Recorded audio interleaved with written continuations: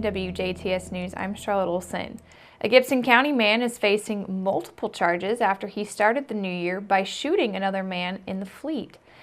Police placed 18-year-old Riley Hill of Patoka, Indiana, under arrest after they responded to a call of shots being fired in the 600 block of North Gibson Street in Princeton. When arriving, they found a man not identified had suffered a gunshot to his legs and feet. Hill was taken into custody as the prime suspect in the shooting and was booked into the Gibson County Jail without bond. He is facing charges of aggravated battery, battery with a deadly weapon, and criminal recklessness with a deadly weapon. Officials with the City of Jasper's Municipal Water Department say that due to a water main break, the department's issue of a neighborhood boil order for a small portion of the City of Jasper still remains in effect. The boil order, first put into place on Sunday afternoon, affects an area on 2nd Avenue along State Road 164 from 3rd Avenue to Sherry Lane, Riverside Drive, and Hillside Drive on the city's east-southeast side. Tim Dorsum, Gas and Water Manager for the City of Jasper, says that this is the only portion of the City of Jasper that is affected at this time. Dorsum says that cold water can wreak havoc on pipes and that there are a few precautions that customers can take. Just make sure that everything's covered. Do not leave your hose connected to your outside spigot. If you feel like you have water lines underneath the house or the trailer, I should say, and you feel safer keeping a low flow on your faucet, that would be a good idea. Customers in this area are advised to bring the water to a full boil for 5 minutes before using until further notice. With the cold, city crews are out more often during nighttime hours maintaining gas and water lines throughout our city. And Dorsum also emphasized the importance of drivers staying aware of the crews.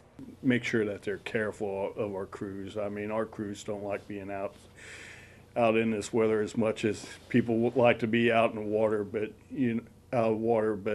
just try and stay safe and keep your eye out for the guys. A boil water advisory is issued when some type of event has created the potential for contamination to enter the water supply. Dorsum says that the boil order is precautionary measures, and as the city was testing the second sample today. If the results do come back clear, he anticipates that the boil order will be lifted sometime tomorrow. Any questions concerning the boil order can be directed to the Jasper Municipal Water Department at 812-482-5252. The pro-business policies enacted by the Indiana General Assembly in recent years continue to pay dividends to Indiana. That's according to the latest jobs numbers from the Department of Workforce Development. District 48 State Senator Mark Messmer of Jasper points out that for 4 consecutive years, the state's unemployment rate has been lower than the national average, and at 3.7%, it is lower than all of our neighboring states. He adds that the news is even better for our area, with Dubois County having the lowest unemployment rate in the state at 2.4%. In addition, the Indiana Economic Development Corporation recently announced that 2017 was a record-setting year for economic development in the state, with nearly 300 commitments from companies to locate or grow in Indiana. These commitments will result in more than $7 billion being spent in our state, with up to 30,158 new Hoosier jobs. Even with our state being in the top 10 for doing business and our tax climate ranked #1 in the Midwest, our work in the legislature is not done. Governor Eric Holcomb has announced his next level talent plan, which is aimed at addressing Indiana's workforce development needs and also closing the skills gap. Messmer says that the governor's initiative includes creating a new education to career pathways cabinet, which would help direct state spending on workforce development for years to come. The governor's plan also includes increasing our state's talent development efforts by streamlining adult education programs, as well as investing in science, technology, engineering, and math programs. I look forward to addressing these issues as my colleagues and I reconvene for session on January 3rd. I'm proud of the work the Indiana General Assembly has accomplished with getting more Hoosiers working than ever before. However, our work must continue in order to take Indiana to the next level.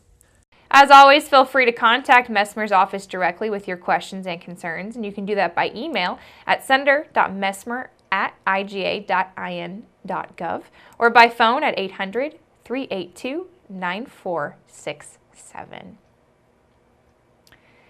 Cold weather is officially delaying the investigation into the cause of a Vincennes apartment complex fire that claimed the life of 2 people over the weekend. The Knox County coroner confirmed that 39-year-old David Greenwell and 57-year-old Cindy Horvath died as a result of a fire that broke out early Sunday morning at an apartment complex located on the 300 block of Broadway Avenue in Vincennes. Officials say that the fire was already too large to control when they arrived on scene, and that 11 people were within the building when the fire began. Before firefighters arrived, 2 occupants of the apartment complex jumped from the second-story window to escape. Police reported that several other tenants were taken to a nearby hospital. The fire department says that the building is a total loss and a cause for the fire has not yet been determined. The latest weekly influenza report issued by the Indiana State Department of Health showed that Indiana has seen 9 people die as a result of the flu. In the latest report issued on Friday, December the 29th, the Department of Health indicated that 8 of the 9 deaths were those over the age of 50. The first death due to influenza that was reported this year on December the 8th was of a person under the age of 18. Donna Oding with the Dubois County Health Department emphasized the importance of obtaining the flu vaccine, even though the effectiveness varies between vaccines and strands of flu. Oding says that limited amounts of protection is better than no protection at all.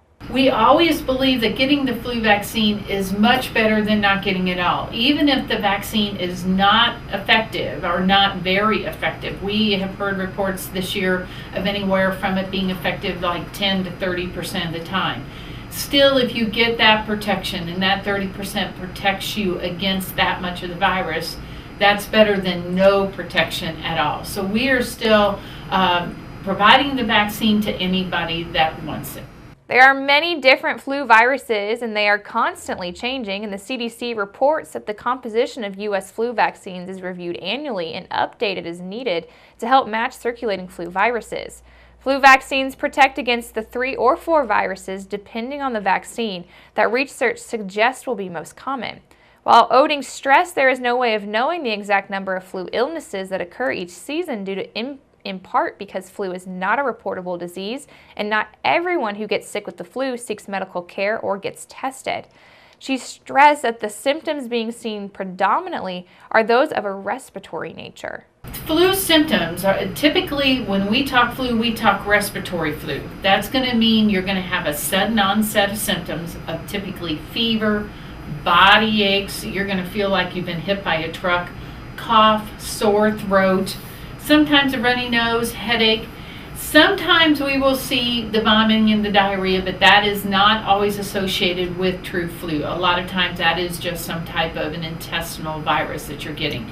The CDC conducts surveillance of flu activity year-round through several surveillance systems, such as the Outpatient Influenza-like Illness Surveillance Network, which helps to collect information on outpatient illnesses, and also fluvirus.net, which collects information on hospitalizations. Many hospitals, including Memorial here in Jasper, have imposed restrictions on their emergency rooms and those who are visiting the hospitals in wake of the elevated cases that the state is seeing. Oding says that if you haven't been vaccinated, there's still time to get the flu vaccine, but not to wait. It takes about 2 weeks after vaccination for the body's immune response to fully respond and for you to be protected, so make plans to get vaccinated. The CDC recommends ongoing flu vaccination as long as influenza viruses are circulating, even into January or later. The Centers for Disease Control has reported that the flu is widespread throughout Indiana and also 35 other states. And make sure you keep it right here, except next we're going to take a look at your weather summary.